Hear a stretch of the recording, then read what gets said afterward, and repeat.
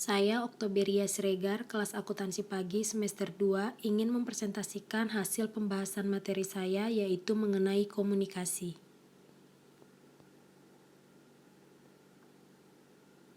Materi presentasi yang pertama, pengertian komunikasi, yang kedua, komponen komunikasi, yang ketiga, tujuan dan fungsi komunikasi, yang keempat, kegunaan mempelajari ilmu komunikasi, yang kelima, komunikasi dalam organisasi, yang keenam, teknik presentasi, yang ketujuh, persiapan presentasi, yang kedelapan, presentasi. Yang pertama, pengertian komunikasi. Kata atau istilah komunikasi dari bahasa Inggris yaitu communication, secara etimologis atau menurut asal katanya adalah dari bahasa Latin communicatus, dan perkataan ini bersumber pada kata komunis. Kata komunis memiliki makna berbagi atau menjadi milik bersama, yaitu suatu usaha yang memiliki tujuan untuk kebersamaan atau kesamaan makna. Komunikasi adalah proses penyampaian suatu pesan oleh seseorang kepada orang lain untuk memberitahu atau untuk mengubah sikap, pendapat, atau perilaku baik langsung secara lisan maupun tidak langsung melalui media. Proses penyampaian bentuk interaksi gagasan kepada orang lain dan proses penciptaan arti terhadap gagasan atau ide yang disampaikan baik sengaja maupun tidak sengaja.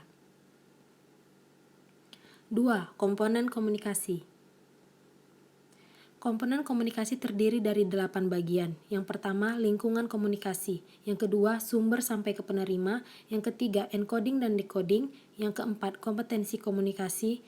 Yang kelima, pesan. Yang keenam, saluran. Yang ketujuh, umpan balik. Yang kedelapan, gangguan.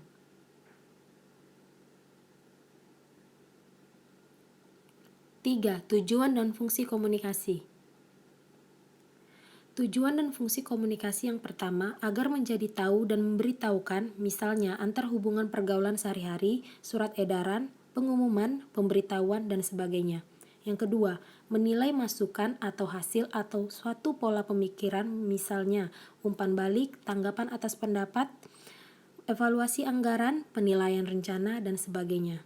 3. Mempengaruhi dan dipengaruhi, misalnya motivasi, persuasi, stimulasi, dan sebagainya. 4. Mengandung beberapa fungsi insidental atau netral yang tidak langsung mempengaruhi tercapainya tujuan dan hubungan dalam pergaulan sosial. Yang keempat, kegunaan mempelajari ilmu komunikasi. Menurut Ruben dan Stewart pada tahun 2005 menyatakan alasan mempelajari ilmu komunikasi adalah yang pertama, komunikasi adalah fundamental dalam kehidupan kita. Yang kedua, komunikasi adalah merupakan suatu aktivitas kompleks. Yang ketiga, komunikasi adalah vital untuk suatu kedudukan atau posisi efektif.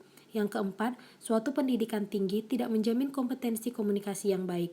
Yang kelima, komunikasi adalah populer. 5. Komunikasi dalam organisasi. Dalam dunia kerja, komunikasi merupakan suatu hal yang paling penting dan menjadi bagian dari tuntutan profesi ataupun keahlian. Kadang-kadang penyebab rusaknya hubungan antar individu dalam suatu organisasi, misalnya antara manajer dan supervisor dengan karyawan atau di antara karyawan itu sendiri adalah terjadinya miskomunikasi. Untuk berkomunikasi dengan baik dibutuhkan tidak hanya bakat, tetapi terutama kemauan melakukan proses belajar yang kontinu. Keterampilan berkomunikasi yang baik meliputi kemampuan dasar untuk mengirim dan menguraikan pesan secara akurat dan efektif untuk memperlancar pertemuan, untuk memahami cara terbaik dalam penyebaran informasi dalam sebuah organisasi, serta memahami makna simbolis tindakan-tindakan seseorang sebagai manajer. Keenam, teknik presentasi. Presentasi adalah komunikasi lisan atau pidato yang telah dipersiapkan dan disampaikan dengan secara formal. Presentasi dapat berupa laporan kemajuan, penjelasan jasa pelatihan, wawancara pekerjaan, seminar ilmiah, bisnis, dan sebagainya di hadapan yang lebih khusus. Menurut Hart et al. Dalam Taps and Moose pada tahun 2000, terdapat 3 aspek pengalaman dalam komunikasi publik, yakni yang pertama, terjadi di tempat yang dianggap sebagai tempat publik seperti auditorium, kelas, dan lain sebagainya. 2. Cenderung mengemukakan masalah sosial daripada masalah informal dan tidak terstruktur sehingga biasanya direncanakan terlebih dahulu atau agenda acara lain yang mendahului atau yang ketiga, menggunakan norma perilaku yang relatif jelas. 7. Persiapan presentasi. Dengan adanya persiapan yang cermat, pembicara dan pendengar akan mendapatkan keuntungan utama, yakni hemat waktu dan pembicara akan terhindar dari kegugupan dan demam panggung yang terjadi sebelum presentasi. Oleh karena itu, 8 langkah berikut ini akan sangat membantu dalam memanfaatkan subjek pengetahuan secara optimal. Yang pertama, analisa pendengar. Yang kedua, peninjauan lokasi. Yang ketiga, kerangka dan susunan. Yang keempat, penelitian dan penerapan. Yang kelima, penulisan naskah atau catatan. Yang keenam, penyajian dengan alat. Yang ketujuh, praktek dan latihan. Yang kedelapan, presentasi atau penyampaian. Kedelapan, presentasi. Menurut Gave pada tahun 1991, dalam melaksanakan suatu presentasi, setidak-tidaknya ada 9 hal penting yang harus dilaksanakan, yaitu pertama, mulailah dengan sebuah pause. Kedua, menyajikan kalimat pertama yang dalam ingatan. Yang ketiga, memelihara kontak mata. Yang keempat, kontrol kosakata dan suara. Yang kelima, pasanglah rem. Yang keenam, bergerak secara alami. 7. Menggunakan alat peraga visual secara efektif.